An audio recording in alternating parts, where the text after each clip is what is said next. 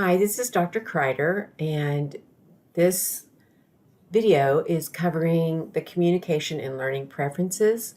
I like to assess these every year for students, and that way both you know and I know kind of what your preference is. And we're all capable of all of these. It's just we have a preference, just like we have a preference for which hand we write with.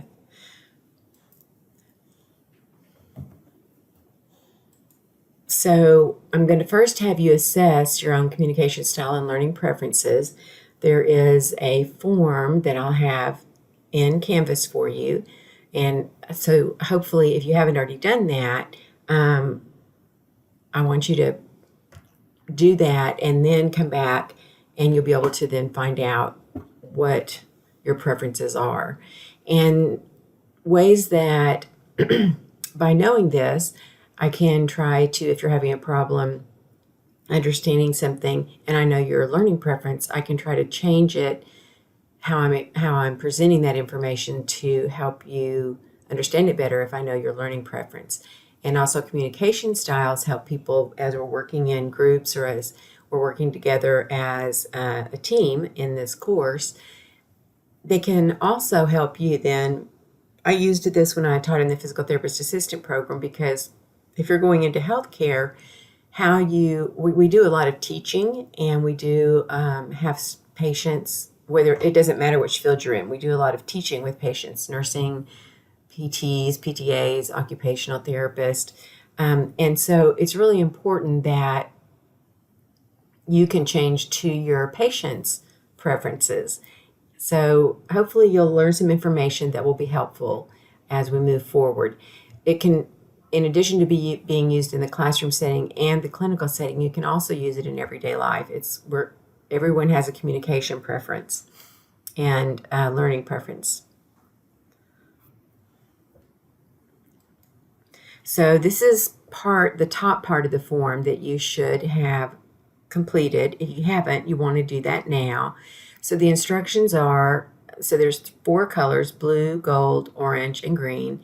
And next to them are different words, and any of the words that describe you, circle them. And I'm not looking at this to see what words you circled or anything. So circle as many of the words in each of the sections that describe you. And then what you do is you count up however many you circled in blue, and then put that number down here. And then however many you circled in gold, you'll put that number here. And then how many you circled in orange and how many you circled in green.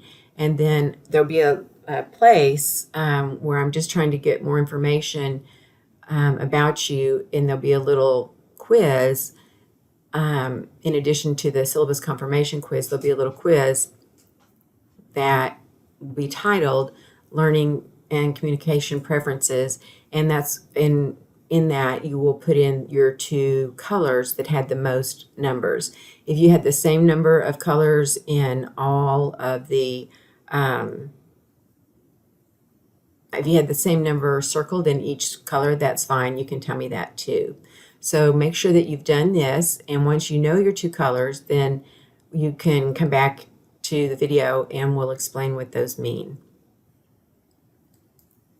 Okay, so if blue was one of your top colors, and this is just a little simplified snapshot, but people who circle blue are considered idealist.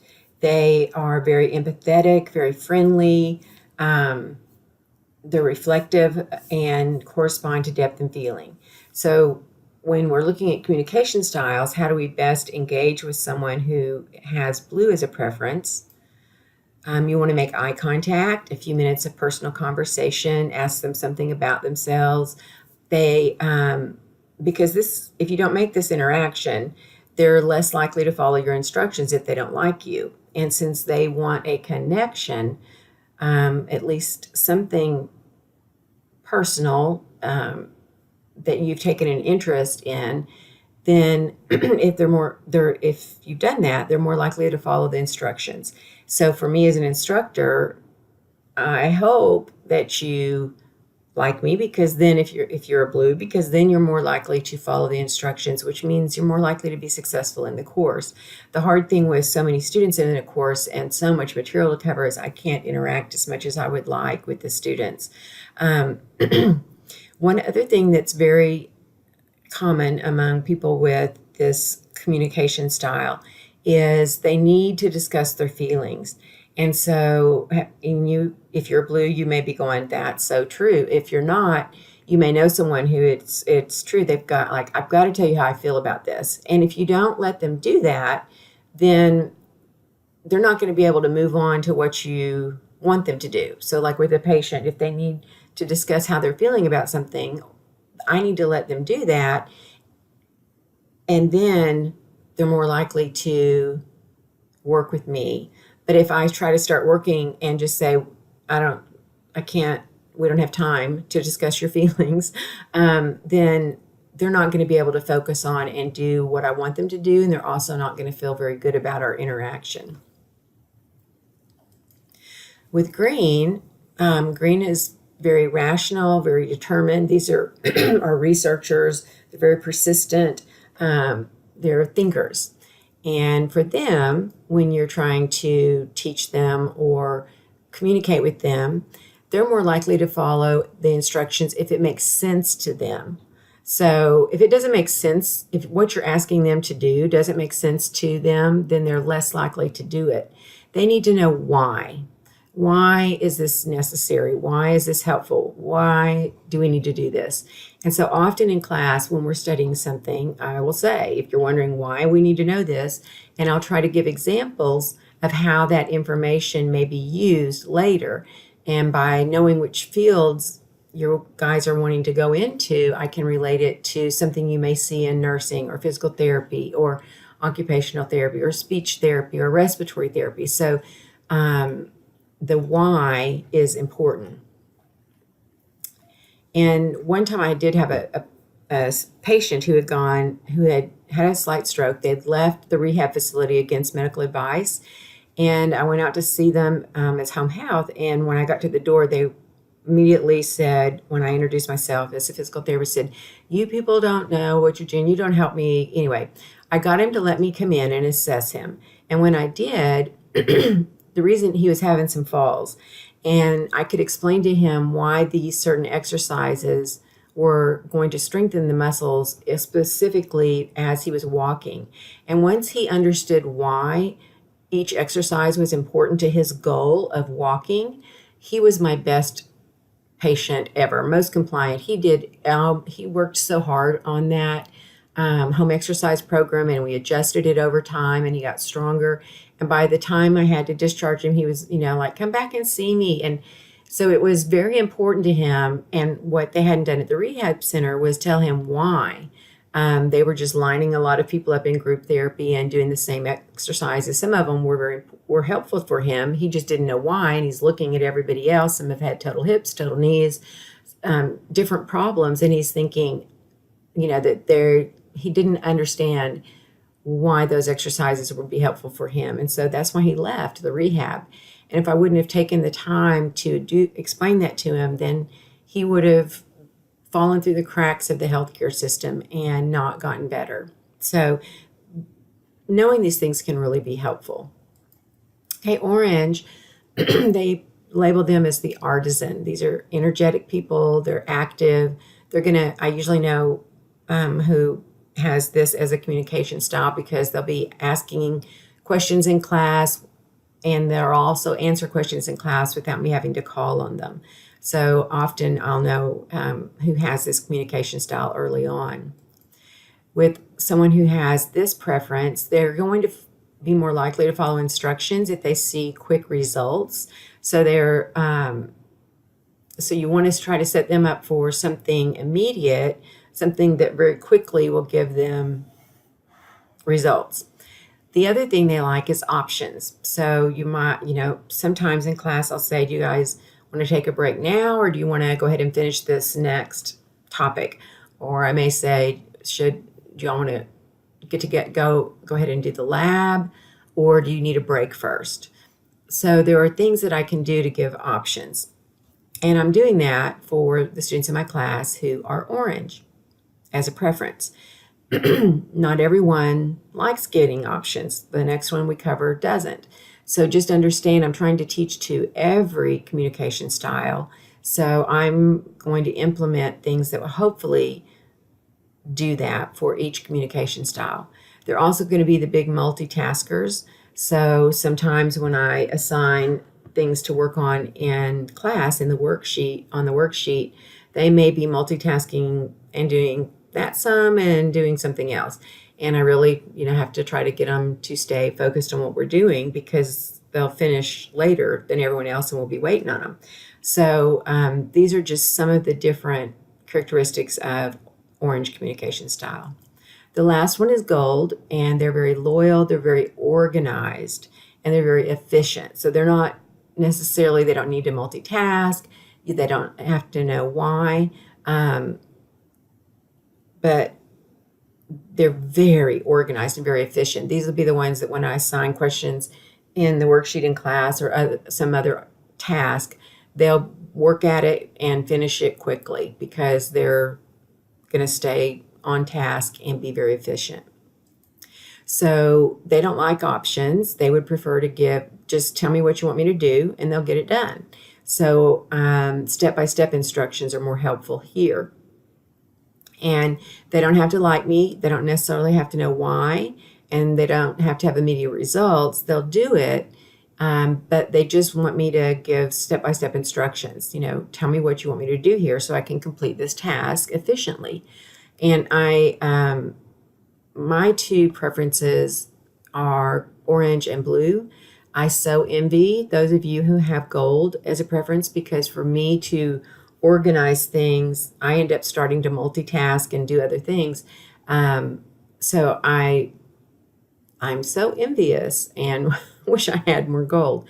But the thing to remember with all of these, there's not one that's better than the other. They're all needed and all have wonderful traits. And by us having diversity, we then can offer different things in a group setting or in a class setting or in a work setting and family setting. So all of these have it's not that one's better than the other. They're just different. And sometimes if you're trying to work with a group, knowing this may give you some understanding as to whoever you're working with, if there's someone in there like, why do we need to do it that way? Or orange is going, oh, we could do this or we could do this. And you're wanting, and if you're gold, you're going, let's just get this done. And the blue person may be going, how long have you been in Northwest Arkansas? Or what other classes are you taking? They may want to know something about you. So just understanding that we all have different preferences may help us work together better and then get better results. So color preference are just communication styles that they prefer. For perceptual strength test, this is your learning. And what I'd like you to do for this is, and I really would like you to do this, I want you to pick up a pencil with your non-dominant hand. So if you're right-handed, you're going to write with your left. If you're left-handed, you're going to write with your right. And this is a really important activity, if you'll just bear with me. So what I want you to do, now you have your pen or pencil in your non-dominant hand, and I want you, when I say start, I want you to write your first and last name as neatly and quickly as possible in cursive. Okay, so start. And you can pause the video now because I'll wait till you finish. And once you're finished, then just resume the video. So if you did this activity, the questions then we ask is, how did writing with your non-dominant hand impact your ability to perform the activity? So now what I want you to do is put the pen or pencil in your dominant hand. So if you're right-handed, you put it in your right hand. And now when I say start, I want you to, as quickly and as neatly as possible, write your first and last name. And again, you can pause this so that you have time to finish. So I'll say start now. And then when you come back, we'll go over this. Okay, so the question should be, what was the difference between writing with your dominant or non-dominant hand? And the thing is, you know your name, you know how to spell it, both your hands work, both your fingers work, you know how to hold a pencil, you know how to write. So what were the differences when you didn't get to use your preference? So you used your non-dominant hand as compared to your dominant hand. And mostly what people will say is they had to concentrate harder. It took them longer. It wasn't as neat as when they wrote with their dominant hand. And so how does this relate to learning preferences? Again, it's just a preference. And when you study, or I can do activities in class and labs and things that relate more to your learning preference, in those situations, it's going to be easier for you, quicker for you, not take as much concentration as some of the other activities that maybe aren't your learning preference. The thing is, we have to be able to do all the different learning preferences as we learn things. And in some situations, we may learn it in our learning preference and then transfer it to what we need to be doing. So what you do for this one to assess your learning preference, and by knowing that, then I can help you with study strategies. And so the bottom part of that form, the communication and learning preference form, you put a true, you read each of these 14 statements, and you can put your true or false next to them as you go through. And then if you put a true by number 1, then when you come down here, check the number 1 box. So any of these questions that you put a true by, check that number. So maybe I don't have a true by number 1, but so I don't put anything in the number 1 box. I put a check. I do have a true for number 2, so I check number 2. But go ahead and just do true false first, and then you can come down and just check any of the numbers that you put a true by. And then what we're looking at is which ones did you have the most checks in. So the first row was if you had more checks in auditory for questions 1, 4, 8, and 12, then you are an auditory learner. If you had more checks in questions 3, 7, 9, and 14, you're more of a visual learner. Tactile, 2, 10, and 13 questions, and kinesthetic 5, 6, and 11. So again, what I want you to do for me, and you'll put this information in Canvas in the little quiz I have for you. And it's just a place for me to then, both of us, to have that information. It's not, and making sure you completed this task. It's not, there's again, not a better 1 or 2 of these. These are all equally valid ways to learn. Okay, so once you've identified your top 2, let's look at how you best learn, if that's your strength. So with auditory, they found that it was better if they listened in class to lecture and then read the textbook, or in my case, I also have notes for you and different things. So they found that if they read before class, then they didn't listen as well in class, and so they didn't learn it as well. So that was kind of interesting. Discussions help auditory learners. A lot of auditory learners would tape my lectures. Now you've also got videos of my lectures where I'm talking through and covering the information. And so those are available again. And sometimes if they have a long drive, they'll listen to it as they're driving so that they're reinforcing that information. This person will do well in groups. So after I've covered some information, if I give an assignment and then I have you get in groups and talk about what you think is the correct answer and why, all of those things, that helps the auditory learner. A visual learner, they found they did better if they read the information before class And rewriting notes after class was very important. Since I give you my typed notes, what I found is students may, if you choose to print them out, and if you do, I would say put two pages of notes on one page, kind of just like it would be in a book. They, as I'm covering information in class, they'll be highlighting the different things in the notes and writing, any little things I add extra beside the notes.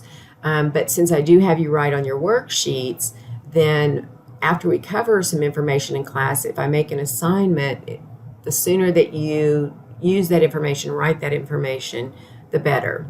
Often visual learners I'll know, they'll be saying, oh, I've seen that. I know, I can see where it is on the page. I just can't remember what it was.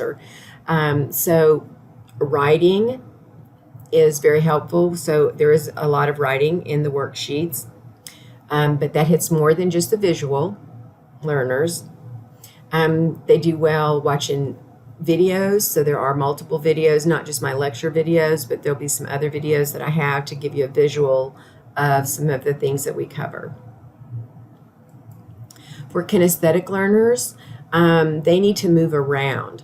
And so they found even just studying in a rocking chair was helpful, just rocking back and forth.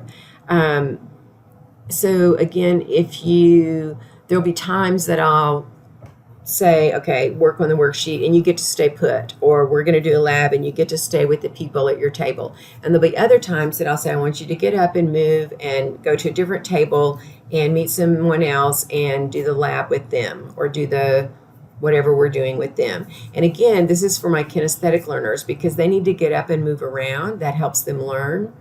And if you're a kinesthetic learner, for anatomy and physiology, a lot of people will do flashcards, or you can just use the worksheet and put, one section in one area of your house and another section of another page in another section, and just walking to that place and then trying to make sure you know the answers when you're studying to those questions before you move on to another place, or even just walking around as you're trying to do it. Or let's say you look at a question and then in your head you're trying to answer it, but you get up and you move the clothes from the washer to the dryer, as in your head you're trying to remember that information. So again, just moving around helps them learn. I'm a kinesthetic learner. I auditorily cannot remember people's names, and so it'll take me a little while to learn your names. And one of the ways I finally inch toward it better is I'll start handing papers out to you where you sit, because when I kinesthetically move to where you are, that helps me remember your name better. If you do have, and in anatomy and physiology, we'll have things that this occurs first, then this, and so just even having those, putting those on maybe flashcards and then having to put them in sequence will help. So, and also answering questions in writing helps. So, and when it says questions on the chart paper hung around the room, and that wouldn't be the case in ours, but I might have models in different locations around the room that you have to move to the model. And so that again is helping the kinesthetic learner get to move around. The tactile learner doesn't have to necessarily physically move to a different location or be moving, but they do need something often in their hands. And so note-taking is very helpful. Maps. And one of the things I'll have you do with the labs is write on a sticky note and label different parts of the anatomy model that we're doing. And again, that makes it kinesthetic, tactile, and visual, and then if you say it, auditory. So I try to incorporate as many of the learning styles as I can into each activity. And so my thing with this is, if you know your preferences and I know your preferences, and I also know in general the whole class's preferences, then I can try to adjust as much as possible to teach to all the learning styles, but also if you're struggling, and I had this one time with a student in an AP2 class. She was very smart. She was working very hard. She was studying like 20 hours a week, and she wasn't doing well on the exams. Don't freak out over that just because I said that. And so after the second exam, she came in and she was just distraught. She came to my office and she's like, I don't think I'm going to be able to do this. I don't know what to do. I'm studying really, really hard. So I questioned her. I looked up what her learning preferences were and her communication style. And I then asked her how she was studying. And when she told me how she was studying, I knocked out immediately 10 hours. I was like, that's not going to be helpful for you. Focus your attention on studying this material this way. And she did that, ended up doing well in the class, made an A by the end of the class. And if I wouldn't have known about learning styles and she wouldn't have come in and talked to me and we couldn't adjust what she was doing, then she wouldn't have been successful. And everyone, in my belief, everyone is capable of learning. For some, when we can learn to our learning preference, that's going to make things easier. But also, some things are just going to come easier to some people, and then something else may come easier to someone else. So there is an amount of time that has to be put into studying the anatomy and physiology because you weren't born knowing this, and it's new information, and there's a lot of it. And so it does take dedicated commitment to scheduling time throughout the week to study and not just trying to cram for the exam. That might work a few times, but by the time then we get to the comprehensive or when we're incorporating information together, you don't have it really in your active memory. It was just there, very short-term memory. So it really is important that you study throughout the week and just study a section at a time. And then before the test, then you can study all of it again together. There's some more information in the PowerPoint that will be posted on other things like, are you an analytical or global learner? All of those things. And if you're wanting to look at that, you're welcome to. But these are the two things that I focus on. So be sure that you put your top two communication styles and learning strategies in the little quiz I have for you. And that way we both have that information. This is the end of the video. This is Dr. Kreider for Anatomy and Physiology.